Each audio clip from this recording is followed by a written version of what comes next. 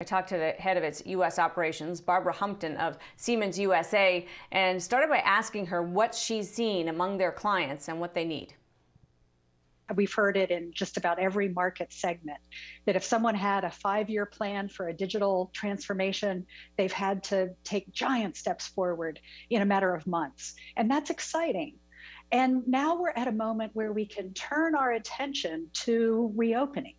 You know, it's at times like this, these moments of intense disruption, that things ungel for a moment. We have a chance to rethink and reimagine what we want our future to look like. So at Siemens, we're focused on things like reimagining what our educational infrastructure looks like, getting students back into school, making sure that we don't leave anyone behind is vitally important to the future of the country and the world.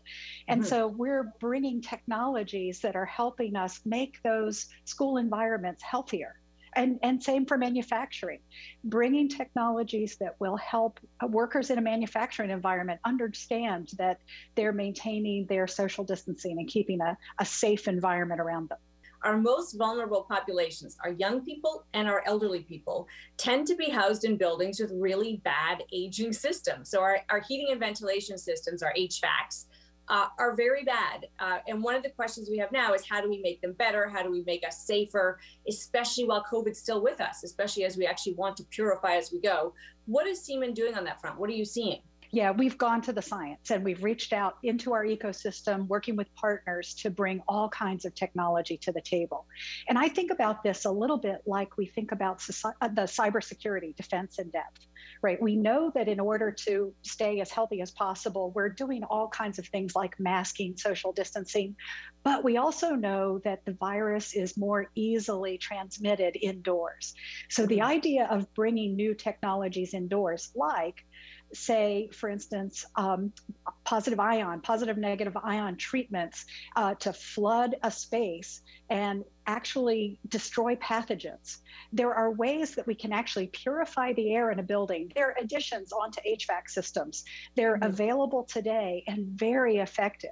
That's where we've started with schools. That's where we're starting with hospitals, helping them create a healthier environment overall.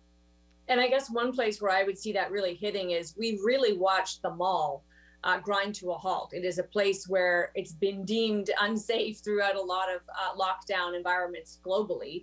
Is that something that you can shift the needle on with technology that you can offer to say, we can make the indoor spaces cleaner and purer going forward? Well, we absolutely can. And it's important that we think about it going forward. A lot of folks have been talking about just getting through the pandemic, but we've got to shift our thinking to say, how do we make buildings healthier overall? How do we control airflow while still managing our energy use inside buildings? The specialists at Siemens are here to help customers get through just that kind of thinking. Much of the digitization that businesses have had to do is really just an acceleration of where we knew we were going. We knew healthcare was going to have to go from paper to digital, and suddenly we really need to get there in a hurry. Did you find your businesses were where you wanted them to be? In other words, are you also pivoting to say, actually, we're going to focus more on certain sectors because there's greater opportunity and our technology lends itself there? Or were you exactly where you wanted to be to help the customers the way you want to? Great question. And I think, like all businesses, we had a plan.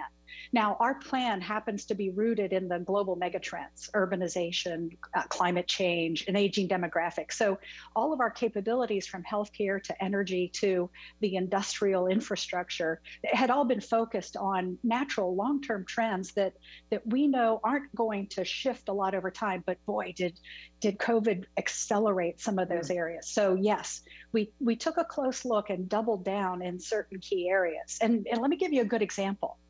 When the coronavirus hit, our healthcare colleagues were able to immediately go to work on developing a total antibody test. They had that out and available. Now that's a tool available to all of us to understand public health. That was a rapid response. 30 employees in Tarrytown, New York, putting their ingenuity to work to make sure the rest of us had a tool we would need during in dealing with the pandemic. And we've seen that kind of creativity and ingenuity happening all over the place. And this is where empowerment is so important. It's the people who are working directly with our customers who understand what are the emerging needs. And so, whether we're dealing with how are our rail systems going to respond, to how do our buildings need to be adapted, to how do we manufacture in the future, a tremendous number of new ideas are coming to the fore.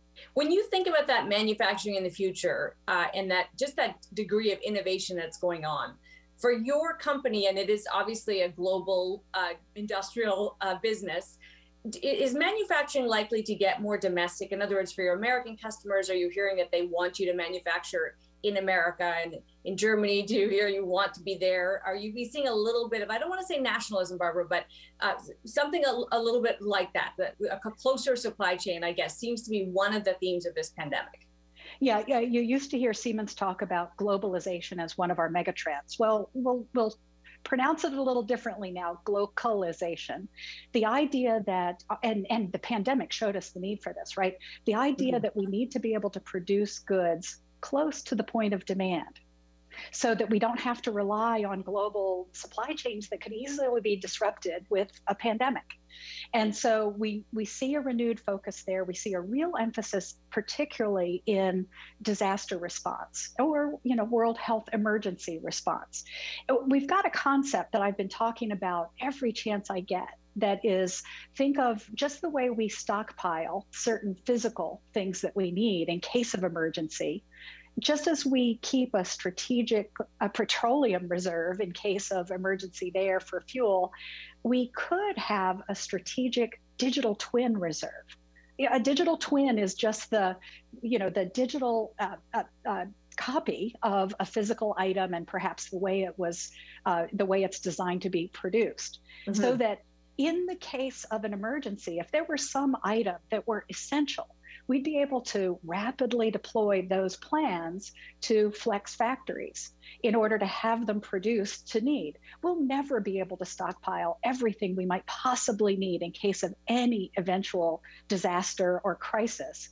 But we can, using today's tools, capture digital twins of those things and really make us more agile in our response to the changing demands in these dynamic times. When you actually think of that concept, Barbara, as something that's more global in nature, more about the broader societal good, what are the impediments to getting that done? A real bank of how we make things, all that intellectual property ready for use? Well, I actually think the impediments are mainly in our own lack of knowledge about the availability of tools to help us do this. So the tools exist today to help us capture digital twins, to protect the IP, and then to make those digital twins available to others for manufacture. In fact, Siemens worked with Medtronic and captured the digital twin of one of their ventilators that they were able to then license out to manufacturers. So there's a great story of a global manufacturer who had just stood up a Vietnamese-based auto plant who converted their line to produce ventilators in a matter of 2 weeks.